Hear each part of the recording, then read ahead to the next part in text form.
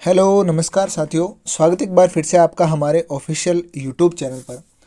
तो देखिए, आप सब लोगों के जो एग्ज़ाम्स है रीट प्री का वो बहुत पास में है। और ऐसे में जिन बच्चों ने अच्छे से तैयारी की है या जो लोग अभी तैयारी को अपनी कंटिन्यू कर रहे हैं, तो उनकी तैयारी को जांचने का एक बहुत बेहतर तरीका होता है कि हम जो है मॉडल पेपर का जो है सॉल्यूशन करें।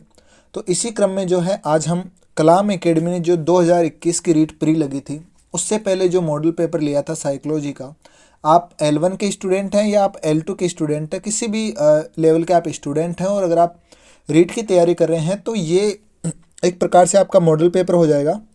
बहुत अच्छी आपकी तैयारी को जांचने के अनुसार इसको डिज़ाइन किया गया है और एकदम ये उसी पैटर्न को फॉलो करता है जो कि आपके एग्ज़ाम में आता है। सेम टू सेम इसी प्रकार का जो पेपर है आपको अपने एग्ज़ाम में भी देखने को मिलेगा। तो आज कोशिश रहेगी कि इसके जो क्वेश्चंस हैं उनकी थोड़ी बहुत व्याख्या दी जाए और साथ में उनका सॉल्यूशन जो है वो करवाया जाए। तो इसी क्रम में आज शुरू करते हैं। हमारा आज का पहला क्वेश्चन है, गिलफोर्ड के बुद्धि संरचना सिद्धांत के अनुसार बुद्धि के तत्वों में समाहित है। तो देखिए, गिलफोर्ड ने जो अपना बुद्धि जो सिद्धांत दिया था, बुद्धि संरचना का सिद्धांत, उसमें इन्होंने कुल 180 से अधिक आयामों को शामिल किया, अधिक बौद्धिक क्षमताओं को शामिल किया 3 आयामों में। वो 3 आयाम कौन कौन से थे? संक्रिया, विषय वस्तु और उत्पादन। तो इसका जो करेक्ट आंसर होगा वो होगा ऑप्शन नंबर ए, संक्रिया, विषय वस्तु और उत्पादन। अगले क्वेश्चन की ओर बढ़ते हैं। अगला क्वेश्चन हमारे पास में है, रेवेंस प्रोग्रेसिव मैट्रिसेस किस प्रकार का परीक्षण है? ऑप्शन नंबर ए, शाब्दिक बुद्धि परीक्षण। ऑप्शन नंबर बी, अशाब्दिक बुद्धि परीक्षण। ऑप्शन नंबर सी, शाब्दिक व अशाब्दिक दोनों। ऑप्शन नंबर डी, इनमें से कोई नहीं। सो देखिए, इसका जो करेक्ट आंसर होगा वो होगा option number B. Raven's progressive जो मैट्रिसेस है ये एक प्रकार का अशाब्दिक बुद्धि परीक्षण है। देखिए, बुद्धि परीक्षण जो है मुख्य रूप से 2 प्रकार के होते हैं। एक होते हैं शाब्दिक, जिनमें हम जो है मौखिक और तर्क के बेसिस पर बच्चे की जो बुद्धि है उसका निर्धारण करते हैं कि कौन सी बुद्धि लब्धि के अंतर्गत ये बच्चा आता है। और अशाब्दिक, जिसमें हम उसको कुछ चित्र दिखाते हैं, कुछ आरेख दिखाते हैं, जिसके माध्यम से उसकी बुद्धि का परीक्षण किया जाता है। अगला क्वेश्चन हमारे पास में है, निम्न में से कौन सी व्यक्तित्व मापन की व्यवहारात्मक विश्लेषण विधि नहीं है? ऑप्शन नंबर ए, साक्षात्कार। ऑप्शन नंबर बी, स्थिति परक परीक्षण। ऑप्शन नंबर सी, रोसा स्याही धब्बा परीक्षण। ऑप्शन नंबर डी, प्रेक्षण। तो इसका जो करेक्ट आंसर होगा वो होगा option number C. Option number C जो है वो व्यक्तित्व मापन की व्यवहारात्मक विश्लेषण विधि नहीं है। अगला क्वेश्चन हमारे पास में है, शेल्डन ने कौन सी विशेषता आयताकृतिक प्रकार के व्यक्तित्व की नहीं बताई है? तो देखिए, शेल्डन ने जो अपना व्यक्तित्व का वर्गीकरण दिया था उसमें उसने 3 प्रकार बताए थे व्यक्तित्व के, एंडोमॉर्फिक, एक्टोमॉर्फिक और मेजोमॉर्फिक। तो जो है आयताकृतिक जो होते हैं अर्थात मेजोमॉर्फिक पर्सनालिटी के अंतर्गत कौन सी विशेषता नहीं आती? ऑप्शन नंबर ए हमारे पास में मजबूत व पेशीय शरीर वाले। ऑप्शन नंबर बी है सुसंगठित शरीर वाले। ऑप्शन नंबर सी है ऊर्जावान व साहसी। और ऑप्शन नंबर डी है कलात्मक व अंतर्मुखी। सो देखिए, इसका जो करेक्ट आंसर होगा वो होगा ऑप्शन नंबर डी, कलात्मक व अंतर्मुखी। नेक्स्ट क्वेश्चन हमारे पास में है क्वेश्चन नंबर 5, फ्राइड के मनोविश्लेषणात्मक सिद्धांत के संबंध में निम्न में से किस कथन से आप सहमत नहीं हैं? ऑप्शन नंबर ए हमारे पास में है, ईड अहम और परा अहम संप्रत्यय न होकर वास्तविक भौतिक संरचनाएं हैं। ऑप्शन नंबर बी, अहम धैर्यवान, तर्क संगत तथा वास्तविकता सिद्धांत से संचालित होता है। ऑप्शन नंबर सी, परा अहम ईड व अहम को यह बताता है कि किसी विशिष्ट अवसर पर इच्छा विशेष की संतुष्टि नैतिक है अथवा नहीं। ऑप्शन नंबर डी, मूल प्रवर्तिक जीवन शक्ति जो ईड को ऊर्जा प्रदान करती है लिबिडो कहलाती है। सो देखिए, इसका जो करेक्ट आंसर होगा वो होगा ऑप्शन नंबर ए, ईड अहम और परा अहम संप्रत्यय न होकर के वास्तविक भौतिक संरचनाएं हैं। ये वास्तविक भौतिक संरचनाएं नहीं होती, अर्थात इनका कोई फिजिकल एंटिटीज ये नहीं है, फिजिकल एग्जिस्टेंस इनका नहीं होता है। ये कुल मिलाकर के एक संप्रत्यय है अर्थात कॉन्सेप्ट्स हैं। अगला क्वेश्चन हमारे पास में है, यदि कोई विद्यार्थी परीक्षा में निम्न स्तरीय निष्पादन के बाद एक नया कलम खरीदता है और ये कहता है कि वह आगे की परीक्षा में नए कलम के साथ उच्च स्तर का निष्पादन प्रदर्शित करेगा, ये रक्षा की कौन सी युक्ति है? ऑप्शन नंबर ए, अस्वीकरण। ऑप्शन नंबर बी, प्रतिक्रिया निर्माण। ऑप्शन नंबर सी, युक्तिकरण। ऑप्शन नंबर डी, दमन। सो देखिए, कई बार ऐसा होता है कि हम भी जो है जीवन में एक एस्पेक्ट में असफल होते हैं, तो हम कहते हैं कि ये काम करेंगे और सफल हो जाएंगे। तो इसी प्रकार से एक बच्चा जब एग्ज़ाम में फेल हो जाता है तो वो कहता है कि इस बार मैं नई कलम लाऊंगा, अच्छी हैंड राइटिंग करूंगा, अच्छा पेन लाऊंगा और इस बार मैं पास हो जाऊंगा। तो देखिए, ये कौन सी युक्ति है? ये है ऑप्शन नंबर सी, युक्तिकरण।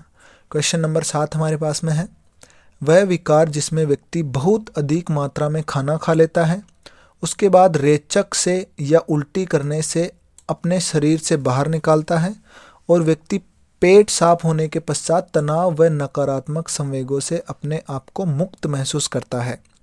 ये कौन सा विकार है? ऑप्शन नंबर ए, क्षुधा अभाव। ऑप्शन नंबर बी, शुद्धिशीलता। ऑप्शन नंबर सी, अनियंत्रित भोजन। ऑप्शन नंबर डी, केटाटोनिक जड़िमा। सो देखिए, कई बार ऐसा होता है कि ऐसे क्वेश्चंस की जो है हिंदी काफ़ी कठिन पड़ जाती है, तो आप जो है इंग्लिश पर भी जा सकते हैं। सो इसका जो करेक्ट आंसर होगा वो होगा बुलिमिया नर्वोसा। इसके तहत क्या होता है कि जब कोई भी व्यक्ति होता है जो वो इस ऐसे विकार में क्या करता है कि बहुत अधिक मात्रा में खाना खाता है, उसके बाद में रेचक या उल्टी करने के माध्यम से क्या होता है, उस खाने को बाहर निकाल देता है और उसका पेट साफ हो जाता है, जिससे क्या होता है, वो अपने आप को तनाव और नकारात्मक संवेगों से मुक्त महसूस करता है। अगला क्वेश्चन हमारे पास में है क्वेश्चन नंबर 8, अधिगम असक्ता वाले बालकों में कौन से गुण पाए जाते हैं? देखिए, ऑप्शन नंबर ए हमारे पास में है, पेशीय समन्वय तथा हस्त निपुणता उच्च कोटि के होते हैं। स्थान तथा समय की समझदारी पाई जाती है।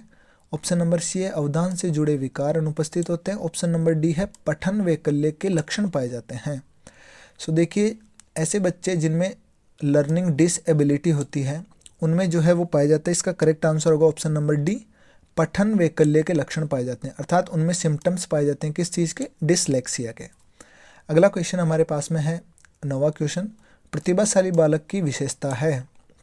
ऑप्शन नंबर ए, उन्नत तार्किक चिंतन, प्रश्न करने की प्रवृत्ति तथा समस्या समाधान की अधिक योग्यता। बिल्कुल ये इसकी विशेषता है।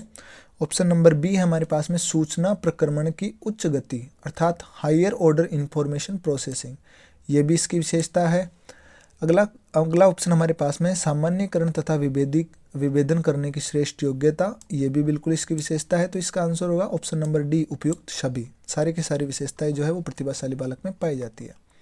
अगला क्वेश्चन हमारे पास में है, सर्जनात्मक संभाव्यता की सीमाएं व्यक्ति की फिर जो है एक खाली स्थान दिया हुआ है द्वारा नियत होती है तथा दूसरे खाली स्थान के बाद में है, सर्जनात्मकता के विकास को उद्दीप्त करते हैं। इसके लिए रिक्त स्थानों हेतु उपयुक्त शब्दों का चयन कीजिए।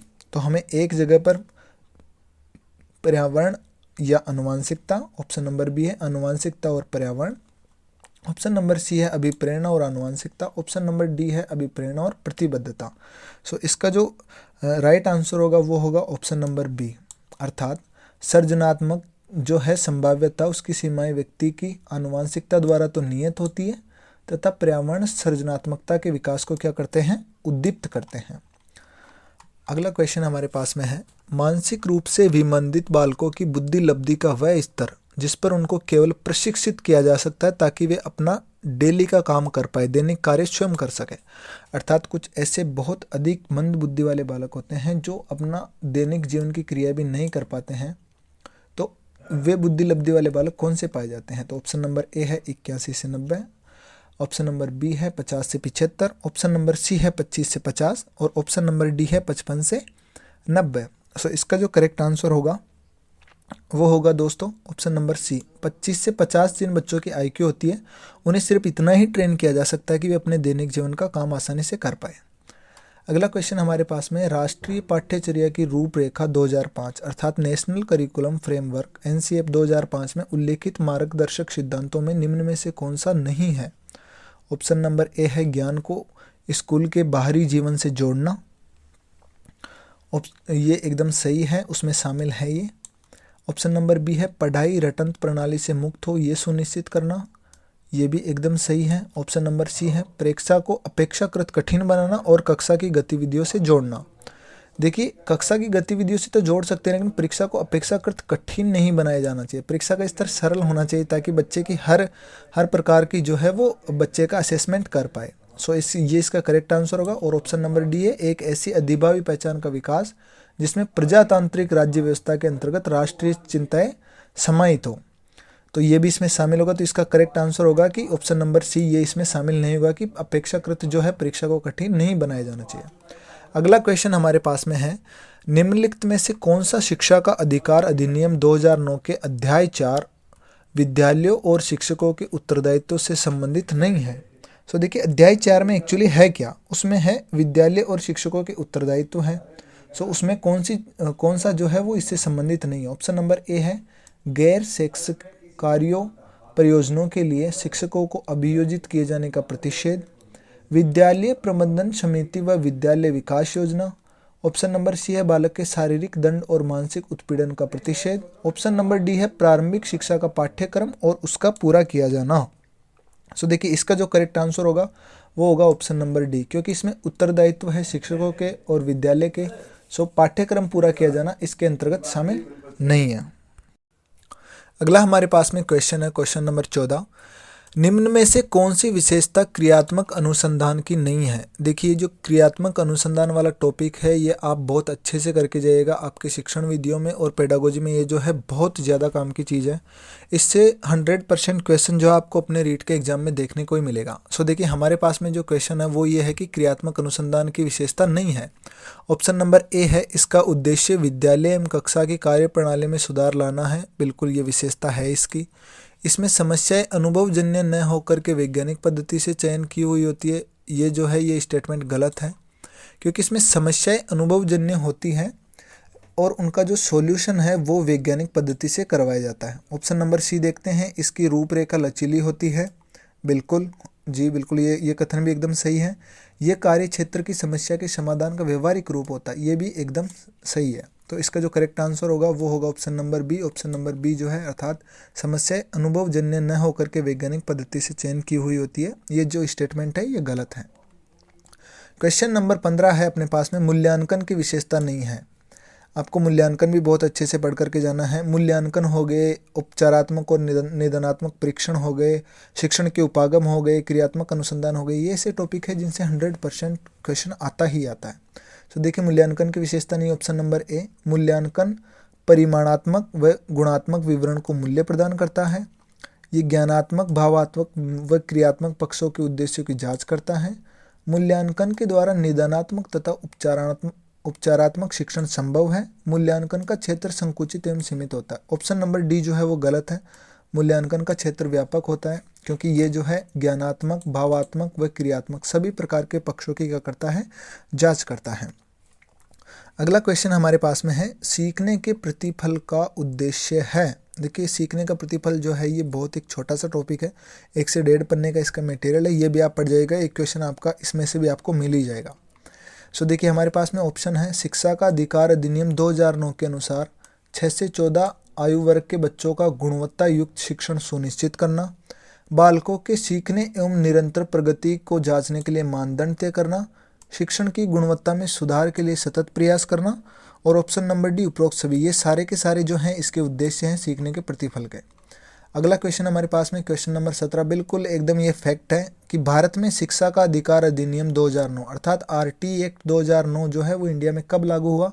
तो दोस्तों वो लागू हुआ था ऑप्शन नंबर ए 1 अप्रैल 2010 को, और इसकी नियमावली जो राजस्थान सरकार ने बनाई थी वो 1 अप्रैल 2011 को लागू हुई थी। ठीक है, तो आरटी 2009 भी आप अच्छे से पढ़ के जाइएगा। अगला क्वेश्चन हमारे पास में क्वेश्चन नंबर 18, विकास के संदर्भ में असत्य कथन है। ऑप्शन नंबर ए, बालक में वर्तमान में दृष्टिगत कोई भी परिवर्तन उसके पूर्व के अनुभवों एवं वृद्धि का संचय होता है। ऑप्शन नंबर बी, विकासात्मक प्रक्रिया में बालक का व्यवहार विभेदीकृत से अविभेदीकृत व परिष्कृत से अपरिष्कृत परिलक्षित होता है। ऑप्शन नंबर सी, अधिगम एक प्रकार का विकास ही है जो व्यक्ति के अभ्यास और प्रयास से उसके स्वयं के द्वारा होता है। ऑप्शन नंबर डी, व्यक्ति की आदतों, अभिवृत्तियों और व्यवहार का जो प्रारूप आरंभिक वर्षों में विकसित होता है वहीं आने वाले वर्षों में व्यक्ति के जीवन में समायोजन को निश्चित करता है। सो देखिए इसका जो करेक्ट आंसर होगा वो होगा ऑप्शन नंबर बी। देखिए विकास के द्वारा एक्चुअली क्या होता है, बालक का जो अविभेदीकृत व्यवहार होता है वो आगे चलकर विभेदीकृत और अपरिष्कृत जो व्यवहार होता है वो परिष्कृत हो पाता है। अर्थात छोटी छोटी चीज़ों में हम जो है डिफरेंस कर पाते हैं और ज़्यादा वो क्या होता है, मैच्योर होता है। तो इसका जो करेक्ट आंसर होगा वो होगा option number B. Option number B सत्य नहीं है। अगला क्वेश्चन हमारे पास में क्वेश्चन नंबर 19, निम्न युग्मों में से असत्य युग्म को छांटिए। देखिए ऑप्शन नंबर ए, शेषवावस्था शारीरिक एवं मानसिक विकास में तीव्रता होती है। पूर्व बाल्यावस्था खिलौनों की आयु इसको कहा जाता है। उत्तर बाल्यावस्था पूर्व विद्यालय अवस्था। और ऑप्शन नंबर डी, किशोरावस्था वीर पूजा की भावना। तो देखिए इसमें ऑप्शन नंबर ए भी सही है। शारीरिक एवं मानसिक विकास में तीव्रता होती है शेषवावस्था में। पूर्व बाल्यावस्था को जो है खिलौनों की आयु भी कहा जाता है। किशोरावस्था में वीर पूजा की भावना होती है। लेकिन उत्तर बाल्यावस्था को पूर्व विद्यालय अवस्था नहीं कहा जाता। एक्चुअली पूर्व विद्यालय अवस्था भी जो होती है वो एक प्रकार से शेषवावस्था या पूर्व बाल्यावस्था ही होती है। उत्तर बाल्यावस्था में तो बच्चा जो है 9 से 12 साल का हो चुका होता है और तब तक जो है वो विद्यालय में जाना शुरू कर देता है। हमारे पास में है अगला क्वेश्चन नंबर 20, निम्नलिखित कथनों पर विचार कीजिए। ये किसी अवस्था से जो है संबंधित ये कुछ कथन दिए हुए हैं और उसके बेसिस पर आपको पहचानना है कि जीन पियाजे ने जो है संज्ञानात्मक विकास के चरण की 4 अवस्थाएं बताई है, उसमें से कौन सी अवस्था की जो है ये विशेषताएं हैं।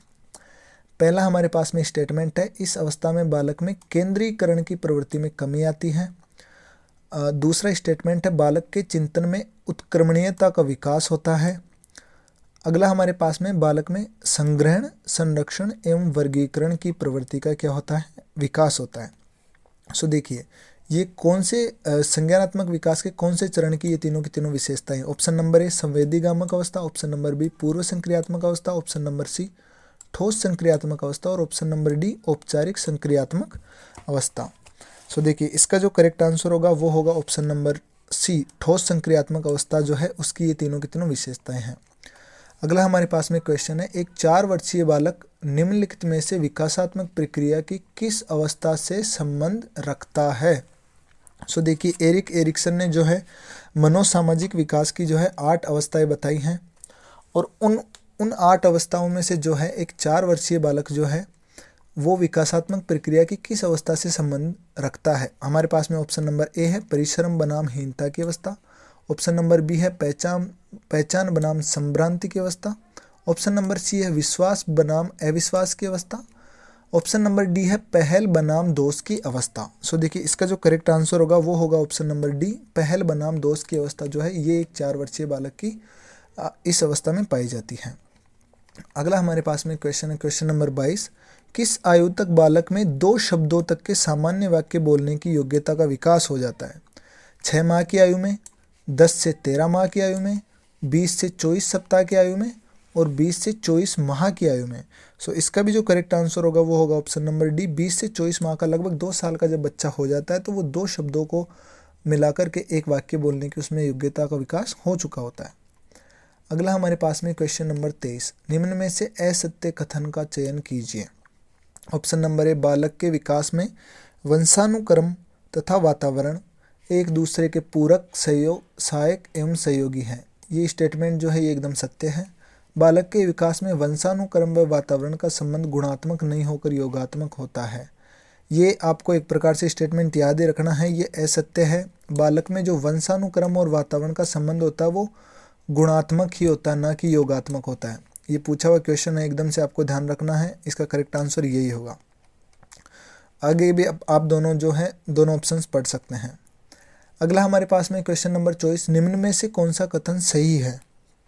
ऑप्शन नंबर ए, परिपक्वता एक स्वाभाविक प्रक्रिया है जो अभ्यास व अनुभव पर निर्भर करती है। बिल्कुल मैच्योरिटी जो है टाइम के साथ में आती है और ये जो है आपकी प्रैक्टिस और एक्सपीरियंस पर डिपेंड करती है। अगला हमारे पास में परिपक्वता के फलस्वरूप होने वाले परिवर्तन अधिगम नहीं है, अतः अधिगम परिपक्वता से अप्रभावित है। ठीक है, परिपक्वन सीखने पर निर्भर नहीं करता जबकि सीखना परिपक्वन पर निर्भर करता है। और ऑप्शन नंबर डी है, परिपक्वता के परिणाम स्वरूप मनुष्य की संभाव्य क्षमताओं की सीमा का निर्धारण असंभव है। सो इसका जो करेक्ट आंसर होगा वो होगा ऑप्शन नंबर सी, परिपक्वन सीखने पर निर्भर नहीं करता। ये स्टेटमेंट गलत है। परिपक्वन जो है वो सीखने पर निर्भर करता है, जितना ज़्यादा सीखते हैं उतनी ज़्यादा जो है मैच्योरिटी आती है।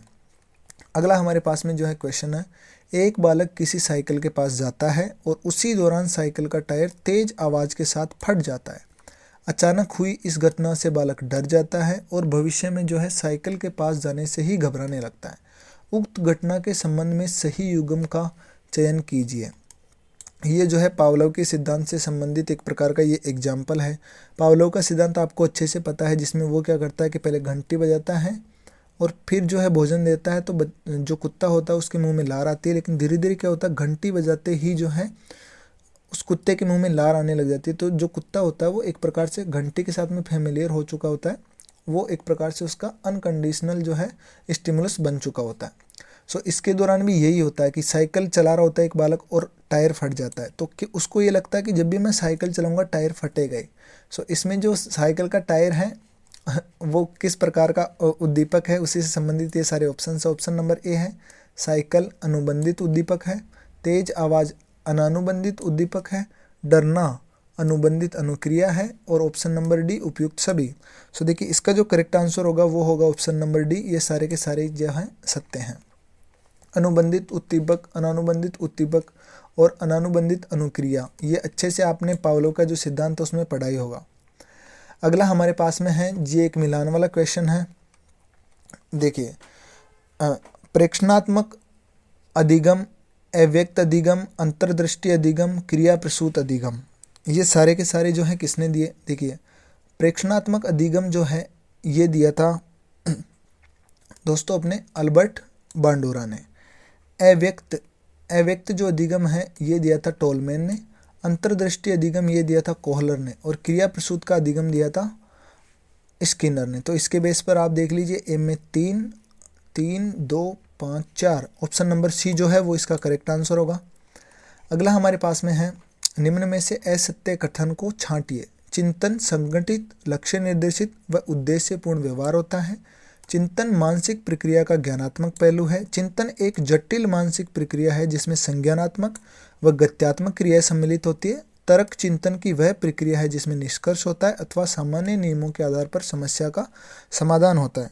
सो देखिए इसका जो करेक्ट आंसर होगा वो होगा ऑप्शन नंबर सी, कि चिंतन एक जटिल मानसिक प्रक्रिया है जिसमें संज्ञानात्मक और गत्यात्मक क्रियाएं शामिल होती है। इसमें संज्ञानात्मक तो शामिल होती है लेकिन गत्यात्मक क्रियाएं शामिल नहीं होती है। गत्यात्मक जैसे हाथ पैर चलाना, जो एक प्रकार से आप इनको कह सकते हो मोटर एक्टिविटी जो होती है, वो चिंतन में शामिल नहीं होती है।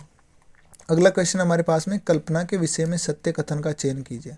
ऑप्शन नंबर 1, कल्पना का संबंध समस्या समाधान व्यवहार से है। कल्पना में क्रमबद्धता व तार्किकता पाई जाती है। कल्पना का वास्तविकता से कोई संबंध नहीं होता। कल्पना में विचारों में संगतता पाई जाती है। सो देखिए इसका करेक्ट आंसर होगा कल्पना का वास्तविकता से कोई संबंध नहीं होता। कल्पना का नहीं होता लेकिन फिर कल्पना के बाद में उसको जो है वास्तविकता से निखारा जाता है धीरे धीरे। सो ये इसका करेक्ट आंसर होगा सी। अगला क्वेश्चन हमारे पास में है, निम्न में से कौन सा कथन अभिप्रेरणा की प्रक्रिया के संदर्भ में उपयुक्त नहीं है। अभिप्रेरणा एक बाह्य अवस्था है जो काल्पनिक न होकर वास्तविक होती है। यही जो है ये उपयुक्त नहीं है, क्योंकि अभिप्रेरणा एक आंतरिक अवस्था होती है और ये काल्पनिक होती है। मनुष्य सोच पाता है इसी में और किसी को देख करके अभिप्रेरित होता है और उसी प्रकार की अनुक्रिया करने लग जाता है। लास्ट क्वेश्चन हमारे पास में है, बुद्धि की प्रकृति के विषय में आप किस कथन से असहमत हैं। बुद्धि के कारण ही व्यक्ति में विवेकशील व अमूर्त चिंतन करने का सामर्थ्य आता है। ठीक है, ये जो है पहला कथन, इससे हम सहमत हैं, ये सत्य कथन है। समस्या समाधान हेतु व्यक्ति बुद्धि से उत्पन्न होने वाली सोच का सहारा लेता है, ये भी एकदम सत्य कथन है। बुद्धि के फलस्वरूप ही व्यक्ति उद्देश्यपूर्ण क्रिया करे ऐसा आवश्यक नहीं है, ये गलत है।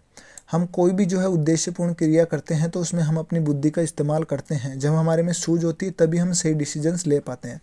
अगला है हमारे पास में, बुद्धि के कारण ही व्यक्ति में वातावरण के साथ समायोजन व अनुकूलन करने की योग्यता का विकास होता है, ये भी एकदम सही है। तो इसका जो राइट आंसर होगा वो होगा option number C. Option number C जो है ये एकदम असत्य कथन है।